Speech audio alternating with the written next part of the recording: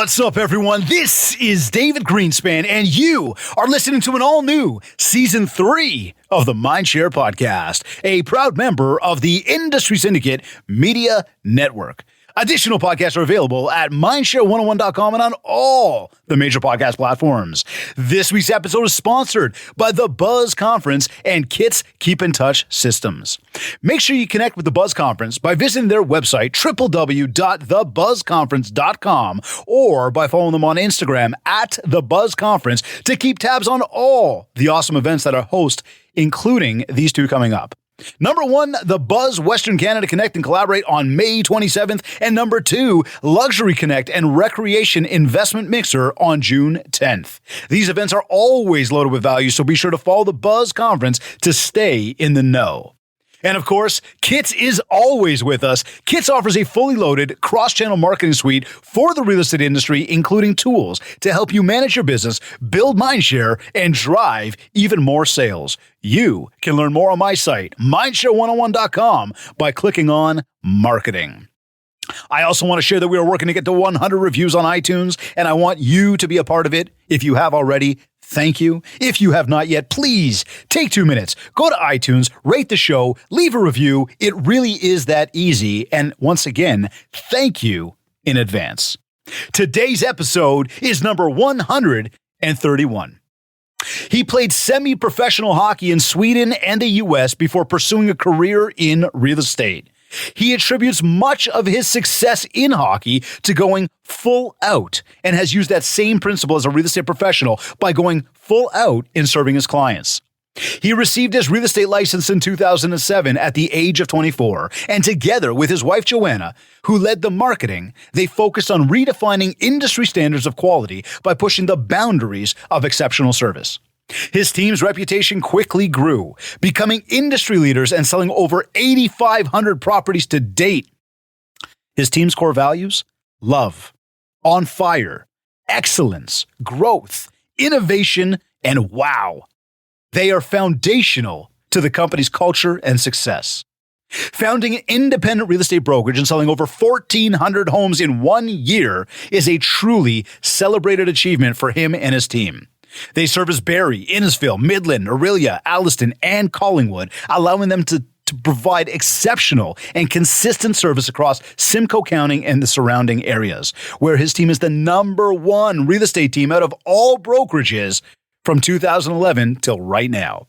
They were the number 1 team at Roy LePage for 2015 to 2018, setting an all-time record for sales in Roy LePage's 100-plus year history. His team also ranks 131st in the 29th annual Profit 500 list of Canada's fastest growing companies by Canadian Business and Maclean's magazines. This week on the show, I am joined by founder, CEO, and broker, Mark Ferris. Mark, welcome to the Mindshare Podcast. Thanks for having me, David. That was quite the introduction. It's a pleasure having you here, man. Thanks for having me. No, for sure. It's good to have you. I know it's been a number of years we've known each other, been in the industry, or roaming the industry together, but it's good to have you on the show. Now, I got to get into like the most important question of the day right now. Actually, 2 very important questions. Number 1, can you tell me a little bit more about this pro hockey thing in USA and Sweden? Like, what was that all about? Yeah. Well, what were you doing in Sweden playing hockey? Yeah. So it was always a dream to play in Europe. The NHL was something that it was like, I just wasn't that good. Yeah. And okay. Europe was like more of that experience. So that was always the dream, but I was never the best hockey player. I always worked hard in hockey. And just hustling and, going out to the barn every night and taking, hundreds of shots every night and doing that. But what was really interesting was when I was on the plane going over to Europe, it was like that, you got a few moments in your life where it's like, this is coming true. Wow. But, and that was phenomenal. But when I was over there, it was 2 seasons, and it was the first year was in the 3rd league, which is Division 1, and the Northern League. It was a little town called Brecka near Ostersund. And I remember playing about 100 kilometers north of the Arctic Circle, which it was in Kiruna. Wow. And the second year, I played in Division 2, which is their 4th league there. And that Division 2, we ended up bringing up to the Division 1 hockey team that was in Helsingborg. So I was never in their top league or anything, but it was just one of those things, accomplished the dream, had the experience and came home. And then that's when I met Joanna. And we actually met at church and we got married fairly quick after that. And within 2 months, we ended up getting married. And then I signed a contract down in the Central Hockey League. And that was another story there where I thought hockey was the way. Yeah. But I came in the one day and my stuff was, backtrack a little bit. Came in one day, the coach calls me aside and said, Mark, we put you on waivers. Oh, geez. And we have two tickets to fly home tonight. So, wish you all the best. This is, it's awful that I have to do this, but it's just part of the job. And I went in the hockey in the change room and my stuff was in a garbage bag there. And I still remember it sitting there. So I picked it up and went back. Joanna had just spent all of her wedding savings in, making the apartment all nice, carpet and, spices, all this stuff to get a house ready to go, or apartment. Anyways, came home and told Joanna that we have to actually fly back tonight. So she got on the phone, called her parents and said, can we come stay with you for a while till we figure things out? And so we ended up jumping on the flight, giving away all of her stuff and within a few hours and went home. And that was a low point in my life. I was about to say, it's funny. Not funny. There's actually 2 life lessons that just came out of that. The first one was how many shots and the effort that we got to take. And when we look at hockey and we look at trying to win in a game of hockey, and everybody tuned in knows how much I love my hockey, you can't score if you don't shoot. And so it's a matter, I was saying that last night, I was talking to the TV and I was like, shoot. And our buddy Mitch Marner over there loves to pass the puck so much. Wonderful at passing, but at some point you got to shoot the puck to be able to put it in the net. And if we're not shooting, we're not putting in the effort every single day. And this is the parallel for everybody tuned in right now. If you are not making your calls and you are not putting in the effort and you are not doing the social and the emails, what do you expect to happen out there? Right? Yeah, it's like Gretzky, right? Miss 100% of the shots you don't take. Perfect. Absolutely. Right, yeah, and then the whole thing about dealing with defeat and that low point in life. Yeah. It's facing that, but letting that fuel you to drive you to that next level. And so that's what we're going to get into. But I got one more very important question here. Because you are natively from Barrie, is that correct? So we grew up. You did Sweden and USA and stuff, like you're an Ontario boy? So my parents are still on the farm outside of Cookstown and Innisfil. Cool. So about 45 minutes north of Toronto. Okay, cool. So you're an Ontario boy. So here's the important question then. Are you a Leafs fan? Yeah. Well, yes, I am. When I say you tripped on that, I almost had a bad connection all of a sudden. So yes, I just want them to do. I just want them to get to the cup, and I just want to be able to cheer. I'm more so. I have to be honest. I don't really keep up to date with it. I'm more so. My clients keep me posted. Okay, and it's pretty cool. Like I ask what's going on, and I stay up to date as much as I feel it's necessary. But man, I'd llove to see them win the cup, and then I'd be hardcore, even more of a hardcore fan. Yeah. Well, this year's the year. Every year's the year as a Leaf fan. I know there's many people watching right now that are chuckling, but I know you're all Leafs fans, so go Leafs, go. So here, you're getting updates from your clients about what's going on with sports. So let's now turn this around and get an update from you about what's going on out there. I'm curious right off the top, when we look at what's happening out there in the marketplace, do we think that prices are going to continue to climb? We know it's the biggest question that people have right now. Is the bubble going to burst? Are we in a bubble? Where are we heading? And even, with that, what are you and your team doing to prepare for the next sort of 6 to 12 months of our market? Yeah. Well, first, I think it's more where you're coming from. If you're a flipper, now is if you're buying homes and renovating and then selling, in this environment, you really have to be cautious. But if you're a buyer that's going to be living in the home like 5-10 years plus, to me, whether it goes up or down, what I really believe in, and I would bet I would bet a lot of money on is that the market in 10 years will be higher than it is today. And that is something that we keep going back to. If you're in the game for maybe a year, okay, you need to be more cautious. But if it's like, even like 3 years, like if you look back at 2017, we saw the market dip 20%. Like look at it now, it seems so minimal, that price range. But at the time it was really high.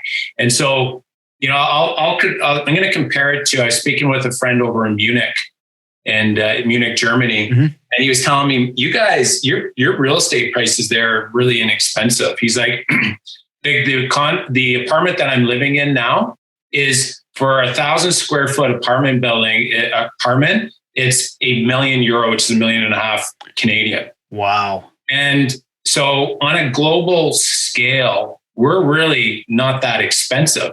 But I remember when I bought my first townhouse for $185,000, I thought at that point it was high. And, 2017, we thought that was high. And, now we think it's really high. So, I think it's really important to look back in history and say, what happened over the years. And like 10 years, I mean, the best time to buy real estate was 10 years ago. Best time is like today.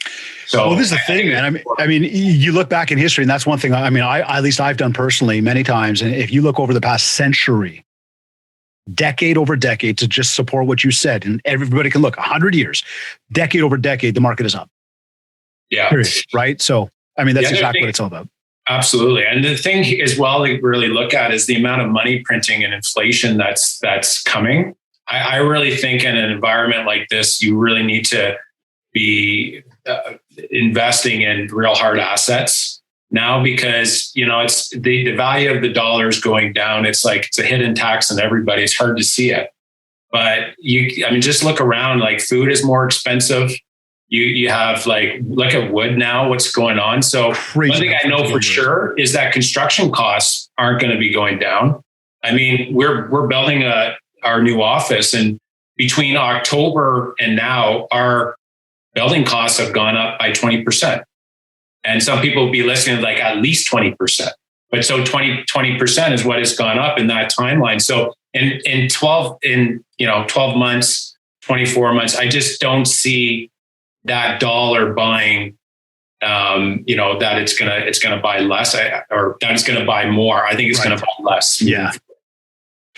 No, I think it's. I think you're heading in the right place with that, and even on a lumber factor. Last year I did a nice trip out to Tofino on the motorcycle, and we were driving through northern BC. And I mean, forget about the trees, but we're talking actually fresh cut lumber as far as the eye could see. And it was unbelievable. And then people talk about a lumber shortage, and we see the price of lumber over here. And somebody had told me a few months ago, up in the Muskoka area, she bought 4 pieces of plywood for $600.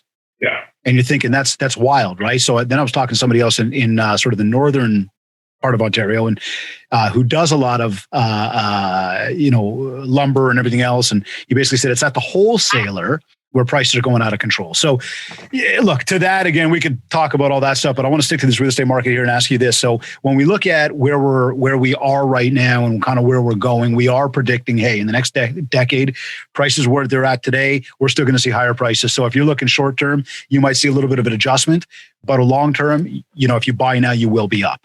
Yeah. And yeah, definitely. And so if you're an investor, I think it's important as well that if you can buy something that cash flows, or at least close to carrying itself, I think that's really important. But reality is I've seen lots of people over the years. I know, David, you've seen probably lots of people over the years that say, I'm just going to hold tight and not do anything. And they rent. And to me, renting is the only way you're going to lose in this game, I believe, if it's longer term. So to me, it's just the numbers. If you just do the statistics and crunch the numbers of how much mortgage pay down you're going to be getting every single year, and potential, even if it doesn't go up, even if it goes down, the reality is if you don't sell, just wait. Yeah. Or to come back. And so I think if you're going to sit on the sidelines for too long, I think you're going to miss out. 5 years, you're going to be looking back and say the prices are cheap today, I think. And, there's different trains of thought on that. But I think if you're just going to not take action, there's lots of different ways to get in the market. Like you can go further north, or, sprawl is happening now. So the smaller communities are starting to grow. And I think you can go out there and get way more value for your dollar. And there's some, 5% down now, like you can do it if you think it's possible. I think there's a lot of negativity out there in the news, especially saying, oh, it's impossible for kids to buy. It is harder. But the thing to remember as well is that interest rates you can get at a 1.5%. Whereas when I purchased, I thought that 5% was really good.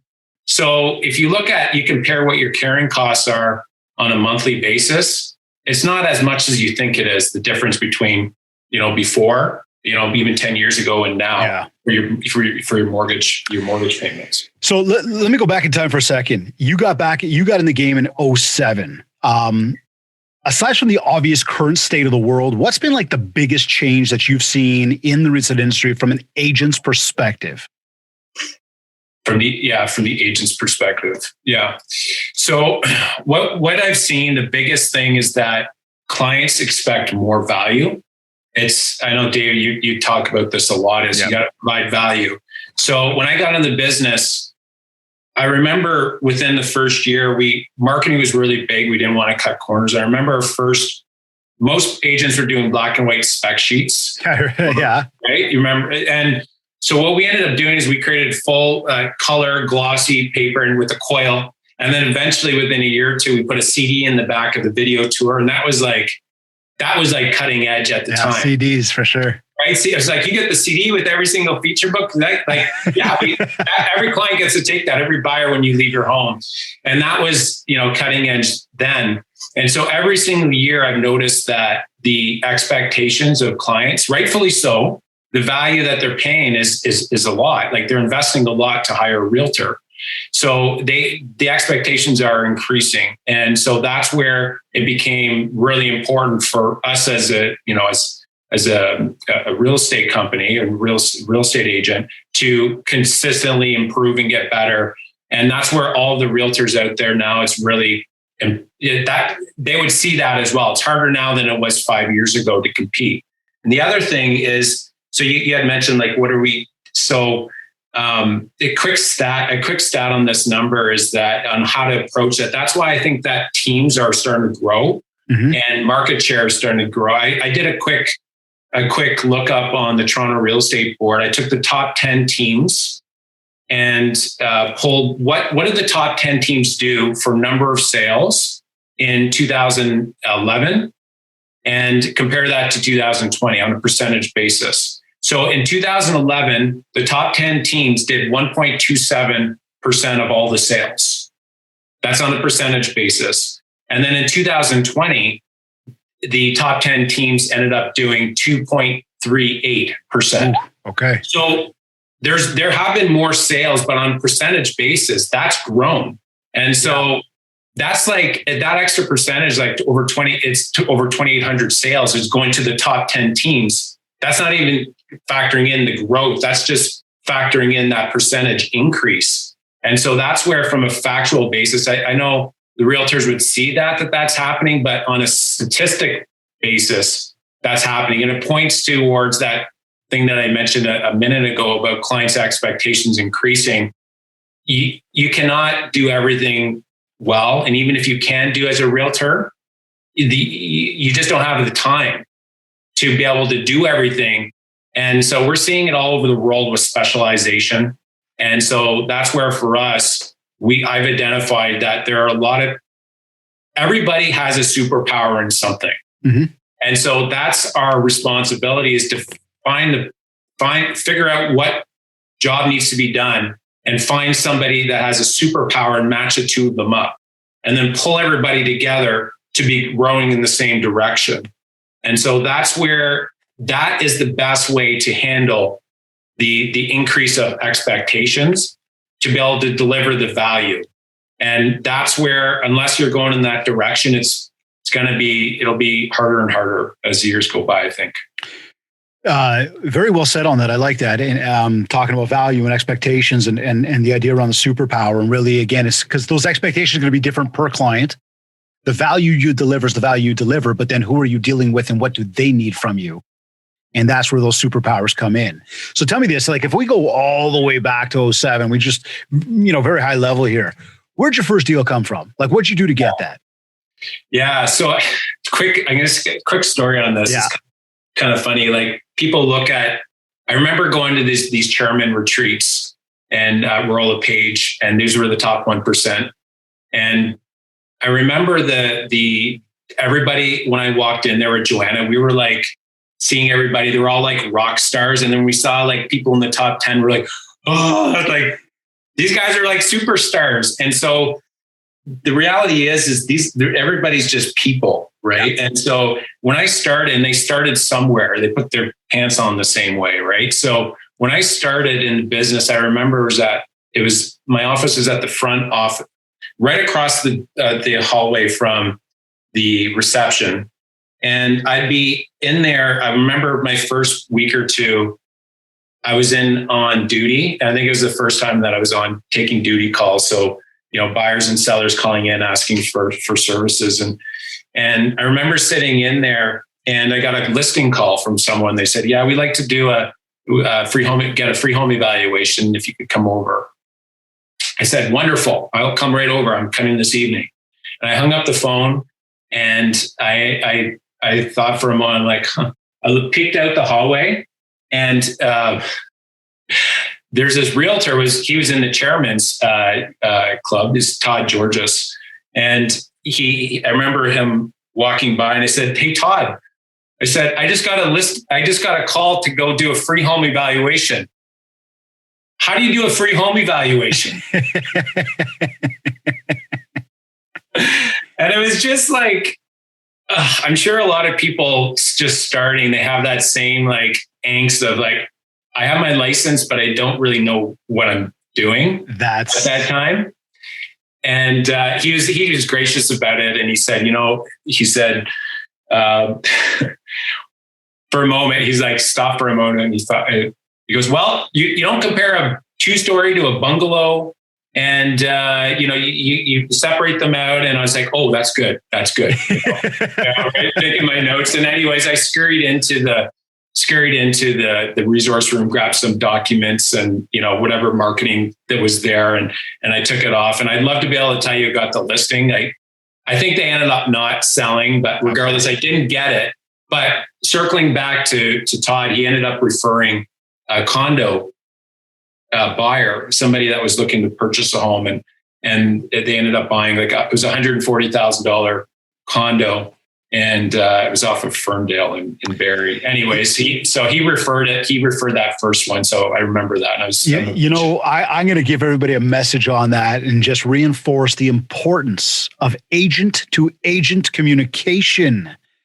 Okay, and just respect for each other and that camaraderie, that talking, that open dialogue, right? The more people you help, the more people are going to help you back. The more people you smile with, the more people are going to smile back with you. The more people you say hi to, the more people you say hi back to you, the more opportunities you're going to create. So never discount any meeting that you have with anybody. I don't mean a scheduled meeting. I mean an interaction. Be cordial with people. Put on your best face, turn it on, and make sure you always look for that opportunity. So now in that, now, if we look at other agents and say that's somebody you knew, I'm curious on the overall, even as of today, is most of your business coming from people you know or people you don't know? And I'm just before you answer, I'm almost going to preface and say, you guys have grown the team to a level that I imagine there's a lot of people you don't know coming through that door. But there's also something very important about repeat and referral business. Where are you guys seeing that majority still? Is there a split there? Is it more heavily weighted to one side or the other? Our take on that is some people are very focused just only on lead gen, not focusing on keeping back, after client care. And some people are only focusing on after client care and repeat referrals. I think if you're an individual agent, that's where it's really important, like the Brian Buffini advertising and training, and yourself as well, David, like getting that training focus on the past client referral business. But for us, we really have a mix of both. Yep. Our perspective is like, you really need to, unless there's so much left on the table. If a client comes in and they leave and they don't feel that they were babied. And to me, that is just such a wasted opportunity. And over time, what happens is you end up servicing enough people. Everybody knows 200 people. They end up servicing, and you end up getting a reputation for something. And so that's where for us, it's been very, very important. If something comes up, we deal with it. We look after, we make it right. Well, hold that thought. Sorry. Again, this is this exact same thing. An opportunity comes up. There's something there. There's an opportunity for something. So it's a matter of how you deal with that person. And again, where you just said it, you're dealing with this one person over here. There's an interaction going on. They know 200 people. Now you're building a reputation. So again, I come back to what I just said about smiling to people and saying hi to people and being happy and helping other people. It's that same message, right? Because what you did for this one person, you didn't realize they know 200 that just told somebody else. And now you're constantly building, and at some point you build a reputation. So the question for everybody just to think about for a second is, what kind of reputation are you building for yourself right now? Yeah, I'll share an example of the mindset that we have around it. I mean, as real estate agents, we get many calls from, I'd just like to have a CMA, or I'd like to get an update on value for, marriage or, divorce or financing or whatever. And they just want an updated value where they're very clear up front about it. And, you can take two perspectives on that, it's a waste of my time, or you know what, I'm going to go and kill it. I'm going to go and deliver just amazing experience with that person and really wow them. So down the road, whether it's 1, 2, 3, 5 years down the road, they're going to remember that I took care of them in that moment. And for us, that's our mentality. It's when we get those calls, man, like we want to baby those people. Cause again, it goes back to what you were saying about the 200 people that they know. And down the road, like I've had, like we'll get calls now from when I was focusing and going out on these appointments and just delivering excellent. And it didn't always come from that same person. It came from a friend that knew them. And again, it's those little words over time, those little positive words, those little actions that you take is what compounds over time into a great reputation. And that's where for us, it's a consistent thing, and you got to stay sharp on it. Or otherwise it's easy to get complacent and, start to not care. And then, reputation falls. That is how you build mind share. You see, because that's where when somebody comes up and says, Mark, I'm coming up to your neighborhood and, hey man, I need to stop for a good burger. Where's the best place to go? And you're thinking, I'm in the middle of writing these offers and showing these houses and I got all this other stuff going on. And you want to know where to go get a burger. Well, but that comes back to the whole idea of babying the client in a way where when they look at you, they say to themselves, you know what, no matter what I need from this guy, he's always there for me. He's always there to help me with what I need. And when you do that for people, that's where, again, that's you building positive mind share. Those are the little things that people are going to remember and go, you know what? He wasn't just there for the money aspect of it. He was there to truly help me in all aspects. And I like the guy. You got to call him. He's the best. That's where it comes from. What's your go-to marketing in terms of marketing channels that you guys use? What is sort of that go-to thing that you guys find just always seems to really have a lot of success? Yeah. So through the years, Joanna has a background in marketing. So when we started in the business, we were always very strong in the visual, on the graphics and the visual side of the marketing. It always popped, and it's something that we've continued to develop and grow. So anything visual seems to be that we do well in. We're very strong in that, and from that marketing side. So that's like even our for sale signs, we have hundreds of signs out there now. So people see it and they'll call in through that. Billboards we do a lot of as well, but visually we tend to really thrive in more than anything. Yeah. So okay. So how much weight are you from a social media perspective to build the brand? Yeah. And I know you've got a big team there. I want to talk about the team in a minute, but how much weight do you guys put on leveraging social to build the brand? Or is it just a piece of it? What's sort of the weight in your mind? Being at where we're at today, because even when you look back to when I started Kids, you started the Ferris team, this was 06, 07. This guy, Mark Zuckerberg, came out of nowhere with this thing called Facebook. And it is what it is today, right? Yeah. So there's like a branding play there, and then there's a lead gen play on those social channels as well. So we'll do both. Like we have our. So you are doing both? Yeah. Okay. Yeah. We'll do both there, and for that, it's an ongoing game that you got to continue to play, like social, and it's something really important that you need to have the right people doing it as well. But yeah, social media to me is going to be a continued thing that you got to continue to build, or else you'll be left behind. But that's where people are every day, right? Mm-hmm. So less and less people are driving around. So that is something that's really important. It's a unique craft that you got to get the right people working with you on. But there's a lot of like self-learned items, and David, I'm sure you teach a lot of it as well, of things that work and things that don't work, and best practices. So I think it's just one of those other channels that will continue to grow and develop. And I'm sure there's going to be different platforms moving forward. TikTok I know is getting massive right now. So yeah, and that's why it goes back to the team and being able to build that team around you to be able to do all these things, or else it's like, I'm just on overwhelm here. I get overwhelmed sometimes thinking about things. Like I personally get that. I'm like, there's so much I want to do still. And, the reality is there's only so many hours in the day. Absolutely. So from a social perspective, or even we know the benefit of organic growth on social media. It's there, it's free to use in terms of that. Leverage it for sure. When it comes to the paying side, and I'm going to lump something like Google Ads into this, from an ad spend perspective, you mentioned that you guys are spending some dollars online. You've also got billboards. We know that. So let me take all that and say, we're talking to, when we look at two audiences, we got group number one, the people we know, we got group number two, the people we don't know. Majority of most agents' business, and you said it earlier as well, focus on that repeat and referral business because that's where the majority comes from.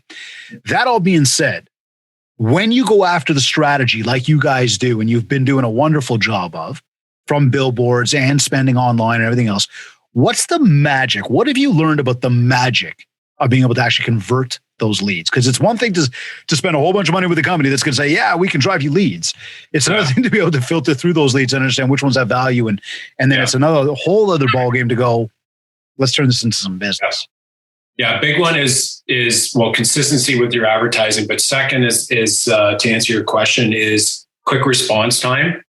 I mean, with any sort of leads that come in, I mean, like 5 minutes or less, you need to be able to reply back to online leads. The problem is, if you're out on appointments, you're not getting back to them within a couple of hours. Average for even like phone calls, like 16 hours to get back. Online leads are 16 hours to be able to get responses back. Just people get busy, and especially agents that are like, they're putting together like number of sales, and then these leads are coming in. Like, you need to develop a system to be able to keep that consistent.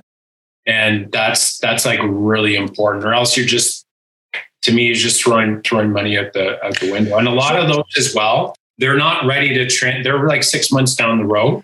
And so they're not ready quite yet. So that's where it does take some time with that, and patience. Some of them just won't convert right away. So in terms of like that system, then when you say to put in that system, just maybe at a high level, again, without any trade secrets of like how you guys go about high levels of a conversion, but I'm the individual agent. Yeah. I am in the middle of writing all sorts of offers, and we're losing everything because the market's just stupid. I've got these leads that are coming in, some new business coming in, these buyers. They want to know this, they want to know that. They've got all these crazy expectations. Regardless of what they got, I got to manage it all. What would you say to me that I could do as an individual agent right now, as opposed to the fact that I've got this big support mechanism around me? Yeah, I'd probably do is I'd probably partner with an agent that is really good at that. And that's what I'd probably do. I'd probably partner with somebody that is converting them, and you're both doing the things that you're good at. I'd say that would be the best way to do it, because at that point, you maybe don't have the ability to pay for somebody's salary at that point. Maybe you do, maybe you don't, but that would be one thing that you could partner on with someone, so they maybe convert it, and then you go out and actually do it. So you're, again, doing the things that you're strong at. That could be one. The other one is to be able to hire somebody to be able to respond back quickly. And I know that there's companies, David, you probably know many companies out there that will actually convert the leads as well. That could be a potential potential there as well. Interesting. But the overall answer was really, find some help for it. Don't try and take it all on by yourself, because it's going to be very, very overwhelming. Yeah. The only other way, if you have abundance, most agents have an abundance of leads sitting there. They're just not following up with them. Absolutely. And that the reality is they're sitting there, but they get busy and they just don't end up doing it. And listen, I know you have a million other things to do, and that's important, but it's not super urgent. So you're not responding to them quickly. And then when you are, you're looking at them as, they're not converting right away, so they're bad leads. But the reality is that's a human being on the other side of that. And they are going to probably buy at some point. So you got to have the right mindset as well, with the name of the podcast, right? You need to have the right mindset that they're a person. I need to look after them. And even if they're a year down the road, that's okay. And so speaking to them, if you have the wrong mindset, it comes across on the phone, and then you sound like, every other real estate agent in their minds. And it doesn't help your conversions. We'll just leave it at that. Well, and I think one of the big things that you just mentioned there, which is really important, I've said this many times before, they are not leads. They are people. They are homeowners. They might be a mom, a dad, a husband, a wife, the kids, you name it. These are people. You got to deal with them as people, and each one of them are different. So you've got to really find the groove. And this circles right back to what we said off the top around, what are those expectations? Each one of them are different. What kind of value are you delivering? Everybody's going to be looking for something different. So it's about understanding that. So then from a marketing perspective, as we talk about, billboards, and we talk about online, and we talk about even, client type of stuff, how do you know? And this might be more isolated to the big mass stuff that you do. But how do you know what is and what isn't working? So we track it. We ask people when they call in how they heard about us and what made them take action today. Yep. That's sometimes you need to ask it a couple of different ways. But getting that at the beginning and being able to track it over time, and then we track it right through. To be able to see what actually converts as well. So you need to be able to track that, and that's up front.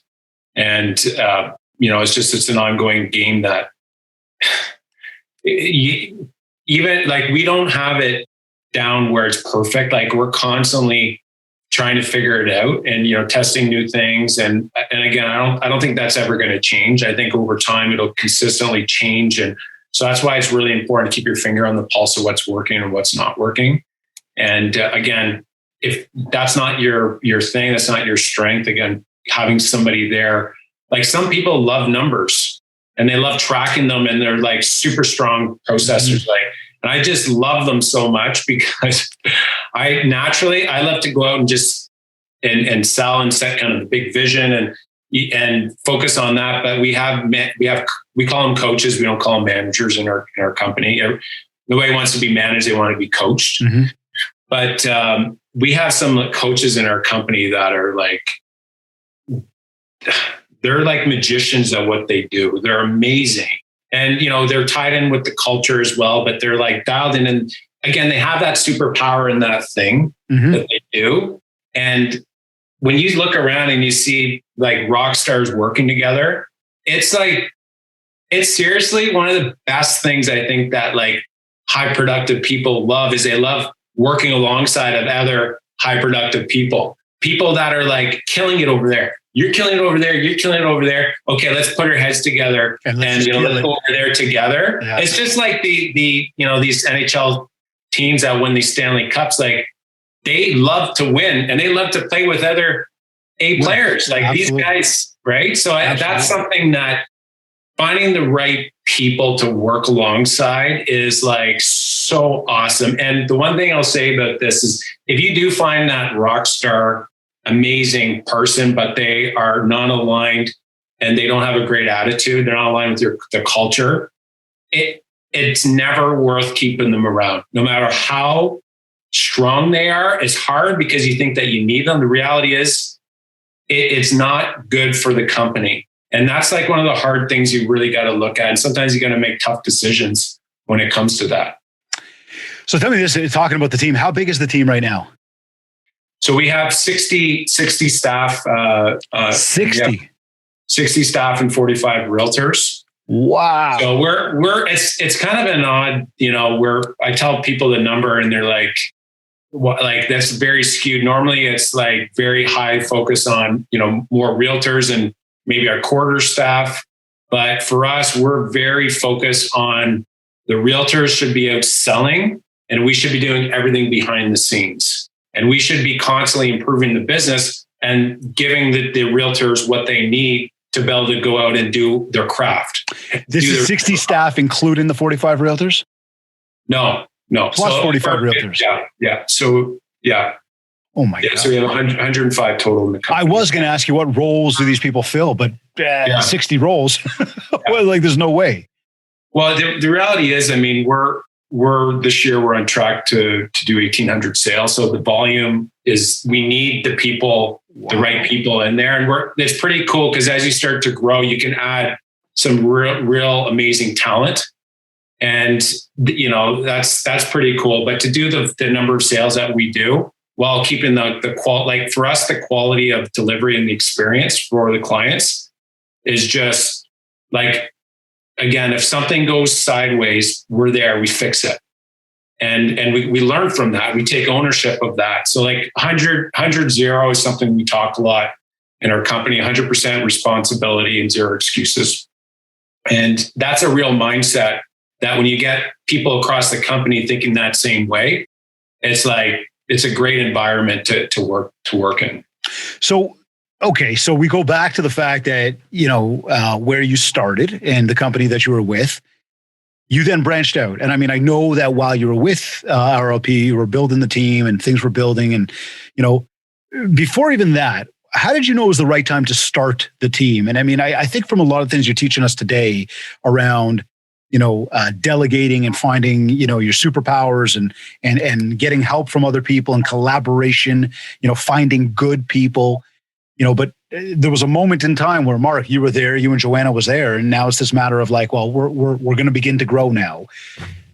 What gave you the confidence? Because there's a lot of agents out there that do want to grow. They want to bring on a team member. They need that extra help, but they're scared. And I don't poke at that. It's very legitimate, but there's a fear around saying, you know what, I'm going to go spend money to go and hire somebody right now because I'm not that confident that I'm going to bring it in. How did you know it was the right time to hire somebody? Yeah, one would think that there's this moment where it's like, okay, I want to grow a team, but that never really hit me. That where it started was Joanna and I were basically we set a goal. Okay, let me backtrack even more from that. When we started in the business, the first 6 months was like awful. Maxed out our credit cards. I was thinking of getting a part-time job. It was brutal. It was really hard. Joanna came home one day and said, you know what, Mark, I couldn't afford milk today to buy milk. And like, let's just say that lit something under me. So we set a goal of that next full year for 40 sales.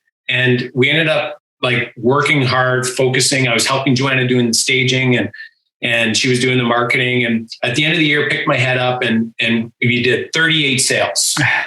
And I was like moping around the house. I was like distraught because, Joanna's like, what's going on with you? Like you did 38 sales. It's good. I'm like, fell short. Didn't hit her number. 40 was the number. She's like, very wise. I'm very blessed that I met Joanna. She says to me, Mark, you should reset your goal. And I said, yeah, I should reset that's good. I'm going to do 75. And she says, whoa, like you didn't hit 40. Because she saw like if I was short, like how I took. I'm like, no, 75. Yeah. But the reality I'll tell you, that's exactly where my mind's going right now. Right? Right. And so no, 75. And so, but at that time, Joanna and I were both like running, and we realized that, you know what? We only have so much time in the day, and we were getting more people calling us. So we ended up interviewing 5 people. We ended up hiring Sabrina Staunton. She's still with us today. And she's actually in our Midland market selling like 80 plus homes a year. So it's pretty cool, her story and the growth that she's had. But with her, when she came on, she was focusing on managing the office, and Joanna was focusing on the marketing, and I was out selling, cold calling, door knocking. At that point, I was probably transitioning more of that off of that at that time. And we ended up going from 38 sales, and we hit 75 sales 3/4 of the way through the year. And Sabrina says, let's reset it to 100. I said, okay, let's do 100. And believe it or not, David, we hit 100 sales right on. That's amazing. We didn't hit 99. We didn't hit 101. We hit 100 bang on. And so it was in that moment that I was like, you know what? I am all in when it comes to hiring the right people, because, if we didn't do that, there's no way we would have been able to do that. So that really important lesson there. And for me, the other thing that really helped us get over it, because we were thinking at the time of hiring, like, if we don't hire somebody for 6 months, we're going to save this amount of money. And that was our mindset. And it's probably like many of your clients there, that they're probably thinking the same thing. If I don't hire somebody for X amount of time, I'm going to save. But the reality is you don't need to. Well, it's an investment, one. Mm-hmm. But the other thing too is you're factoring in what it costs for like a whole year for that person. But the reality is, if you don't see some value being delivered within 3 months, then it's just not the right fit. And right. So it's not a 12-month investment, it's a 3-month investment. And that helped bridge the gap.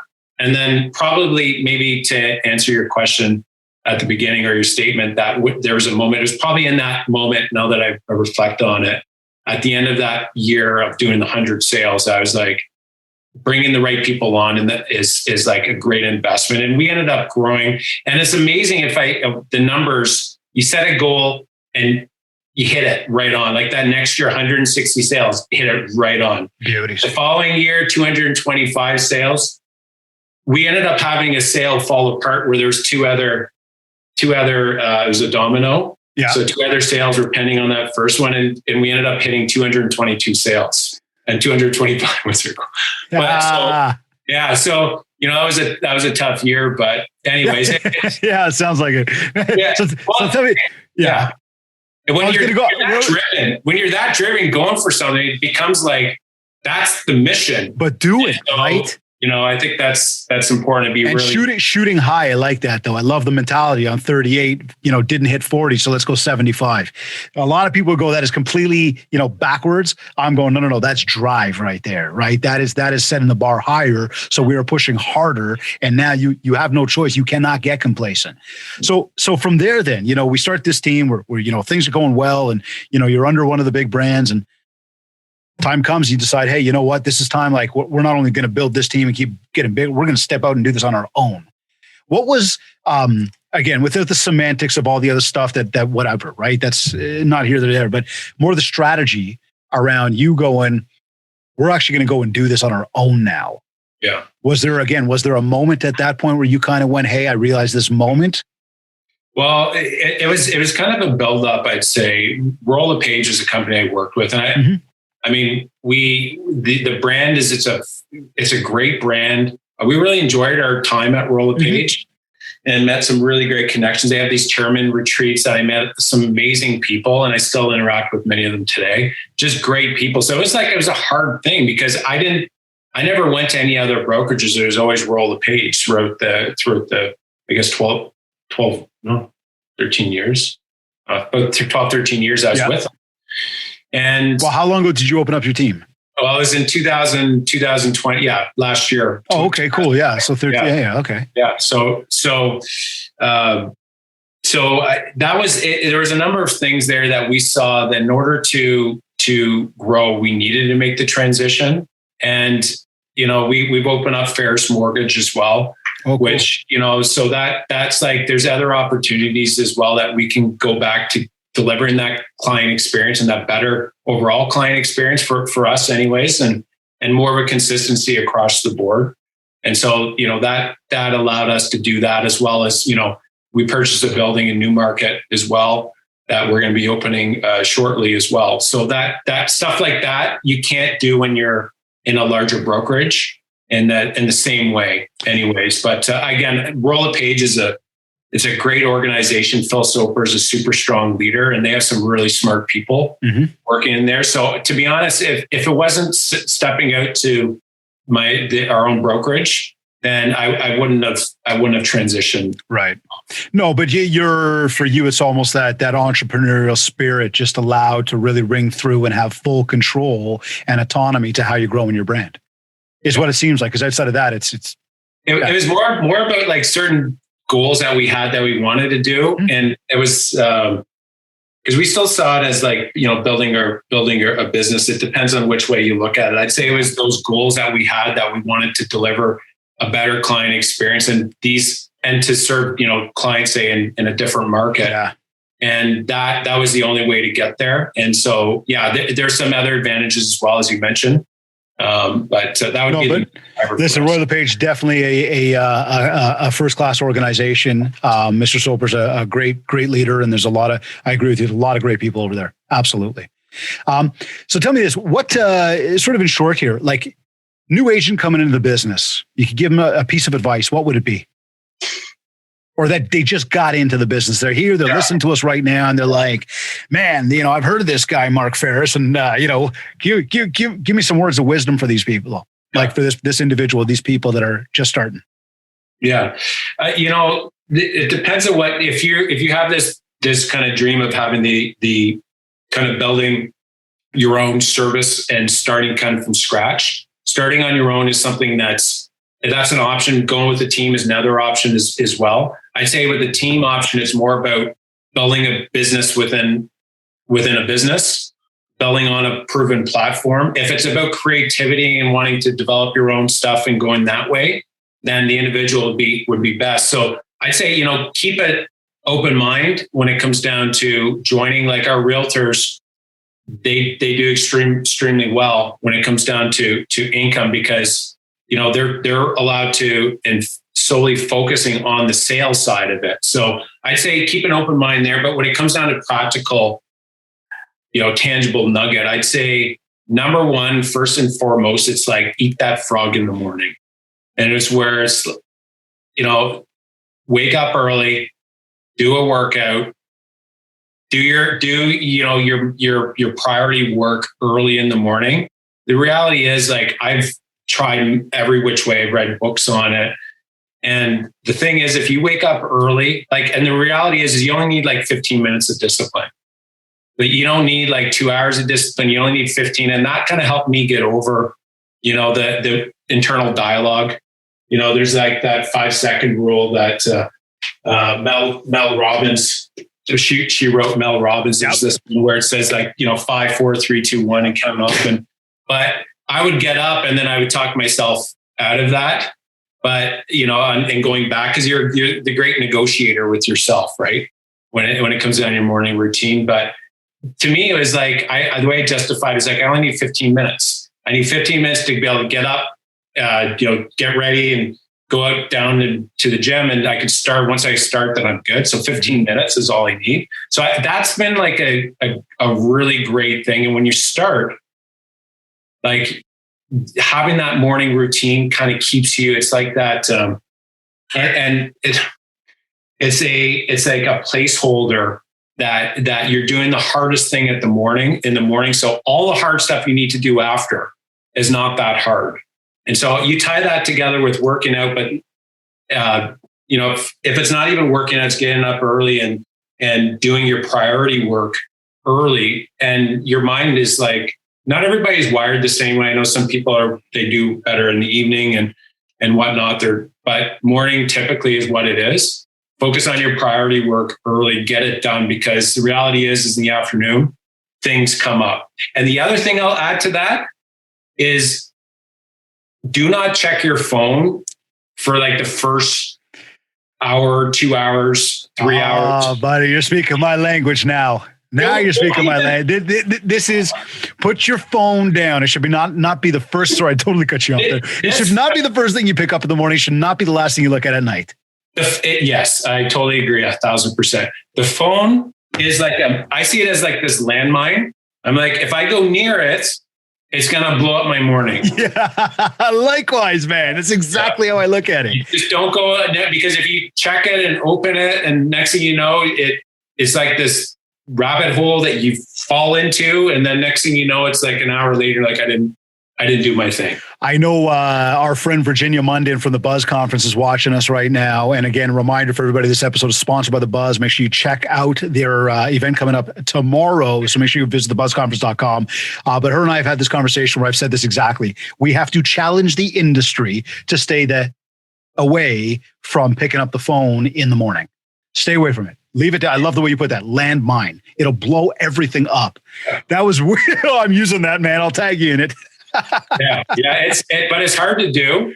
It's very hard to do, especially even during the day. But in the morning, like if once you go down that route, 100%, man. It's too easy. Keep an eye on the clock because I got a few more for you here. So we talked about the person who's brand new in the business. What about the person who's like 5 to 10 years in the business? I'd say that morning routine still is important. Is there a difference in terms of maybe some of the things we're sharing with these people, or is it a very similar type of idea? If you're going at it alone, focus on getting the hardest stuff out of the way in the morning. Yeah, I would say, well, a couple of things. First, when you're working on your own, like the repeat and referral becomes really important, like very, very important, because that's like your differentiator, is you have those strong connections with people that you know. So I think that's really important. But a higher level mindset is, I really believe that real estate is, whether you're an individual realtor, you run a team, or you own your own brokerage. To me, it's all income, right? You could say, oh, business is an asset. Yeah, you could argue that. And that, yes, it's true in a sense. But the way that I see it is it's income coming in. And it's so important to take that income and reinvest that back into something. And for me, why not do like Warren Buffett? Like he says, this is what he focuses on. That's what he knows. We know real estate. And I just think that if you can just even buy an extra investment property and hold that is really what's going to matter 20 years down the road. You could build a phenomenal business, but if you keep spending everything you make, you're going to get 20 years down the road. Even if you're wildly successful, but you didn't build something else, then, the reality is I think it's a missed opportunity there. So the thing is it's so easy to get distracted with being busy that you just don't get around to actually doing it.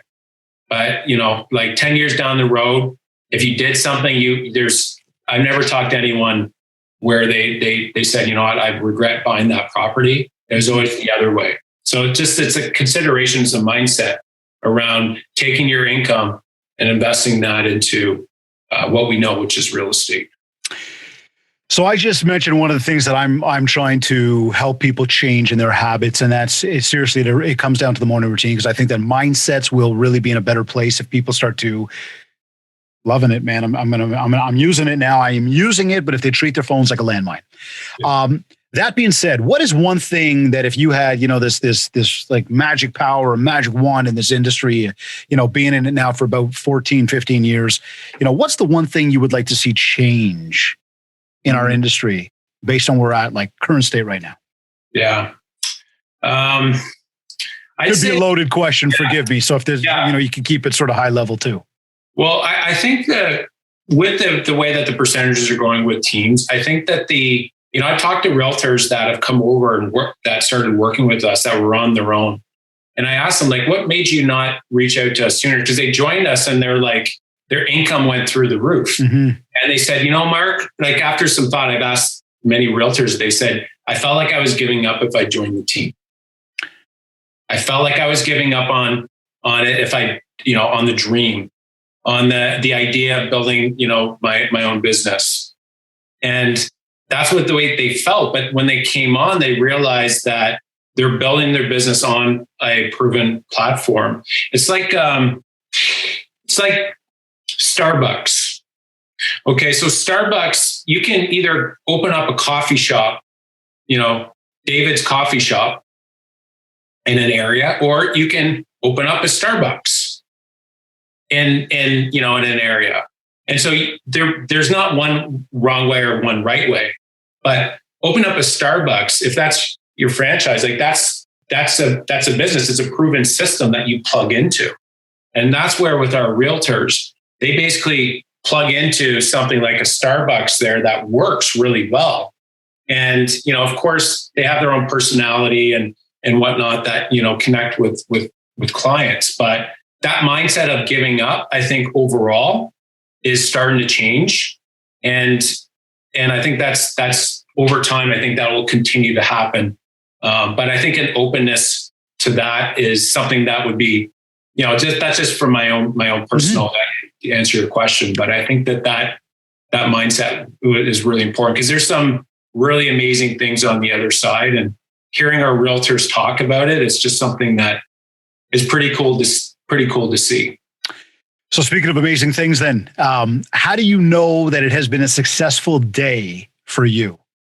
Yeah, I'd say get my morning in, the workout and my 90 minutes of focus time, getting that in is after that, it's all, what I told myself, it's after that, it's if you do nothing, then it's still good. I'd say that would be the big thing for sure. I wish I had a bell or something every time somebody gets the right answer. One thing that I have found, Mark, you don't know this yet, so I'll share this with you, and everybody who's sort of tuned in on a regular basis knows exactly where I'm going right now, but that's got to be one of my favorite questions of the show. And we've been very, very fortunate to have some, amazing leaders and industry movers and shakers and top producers. And we've had some really awesome guests on the show. And every time I ask this question, there's not a single person that answers this question by saying, I did a deal today, or I made money today, or, I signed something today. It's none of that. It's, I helped people. I did good. I stuck to my guns. I did what I had to do. It's so much higher level than anything that has to do with money. And so I say this in complimentary to what you said there, ringing the bell. It's, again, same thing. You're getting your morning routine out of the way. You already feel like you won. Right. I think that's huge. And I think that's something that everybody needs to internalize, because too often in this industry, we measure success by how many deals we do. And the reality is you're not doing a deal every single day. It's just not happening. So if you're gauging your success by how many deals you do, you're going to be a failure. And that's not the way to be looking at life in any way, shape, or form. Right. So very cool answer. So just as we close out here, just any final words, tips, thoughts, anything you want to share to help anybody get out there and build some mind share? Yeah, shared some great stuff today already for sure. I'd say just be careful who you're hanging around with. I'd say it's really important from they say what you're the average of the 5 people you hang around with, and I think it's really important if you want to go in a certain direction, start hanging with people that are doing what where you want to go. I think that's really important because it's like drift. Drift happens and you don't even notice it. If you go on one of those floating devices and you're out, say on the lake or whatever, and you look up into the sky and you're laying there, if you're not careful, you'll pick your head up after, in the ocean, for example, you'll pick your head up after a while and realize, holy geez, I've drifted a very far distance, which potentially could be very dangerous. And it's the same in life. It's drift is so subtle, you don't even notice it. And it's based on the people that you're hanging around with. And that's why it's really important. So your friends, business associates and, people who you work with, if you're getting that constant little kind of nudge in a certain direction, whether it's negativity, positivity, it over time, you drift far away. And that's where I'll circle it back to our example.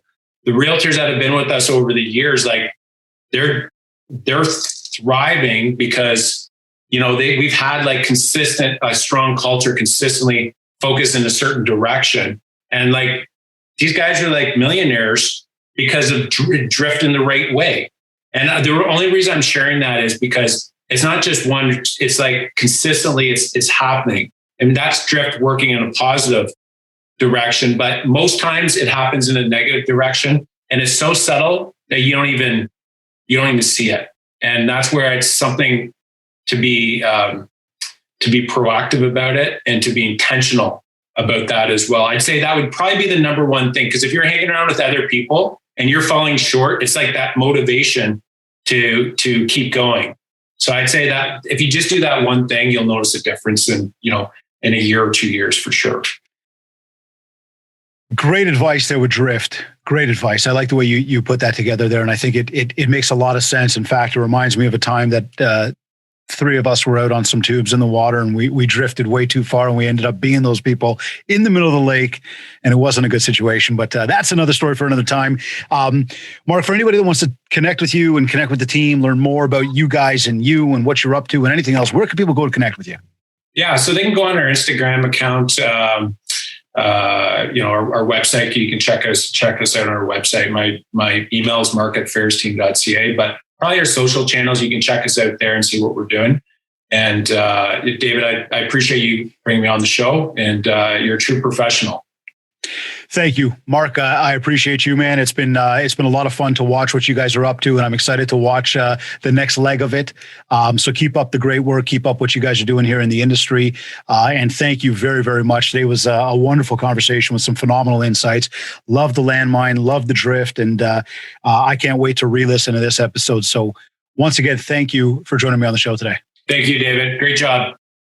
You're either listening to this on iTunes, iHeartRadio, Google Podcasts, Stitcher, or Spotify. Or maybe you went to my website, mindshow101.com, and while you're on my site, make sure to download your free copy of the Ultimate Marketing Bundle for Realtors. This is a 31-page ebook packed with a ton of tips and tricks for you. Plus, there's a ready-to-go 90-day social media content counter to help you build more mind share so that you can get more market share. And if you want to talk about personalized one-to-one coaching to help you get to your next level, just get in touch with me. We'll set up a free consultation call, learn more about what you're looking to achieve, and, well, how I will help you do just that. Also, don't forget our push to 100 is on. So be sure to please go to iTunes, subscribe to the show, rate us, and leave a review. And if you haven't yet, connect with me on Facebook at MindShare101 and on Instagram at DavidGreenspan101. I want to once again thank Virginia Munden and the Buzz Conference for sponsoring today's episode. Make sure you connect with the Buzz Conference by visiting their website, www.thebuzzconference.com, or by following them on Instagram at The Buzz Conference to keep tabs on all the awesome events they are always hosting, including these two great ones that are coming up. And I want to thank Kits Keep in Touch Systems for also sponsoring today's episode. If you haven't yet, check us out. Just go to my site, mindshow101.com, and click on marketing. This has been another episode of the Mindshare Podcast. Thank you for tuning in.